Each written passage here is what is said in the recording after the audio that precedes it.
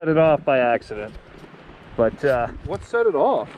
it's a rip cord. The cord got jammed in the, it's either underneath my leg or something else, so that thing pulled it.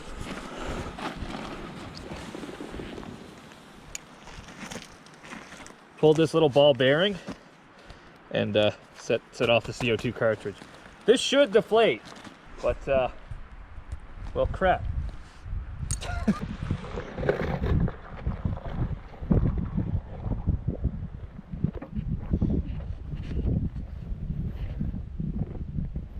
Good times. I thought you popped a tire. Oh no. I can see how this would help in a crash. Yeah, you can hear it slowly leaking. So yeah, I just gotta wait for that to deflate, and then I'll also have to put a new CO2 cartridge in at some point.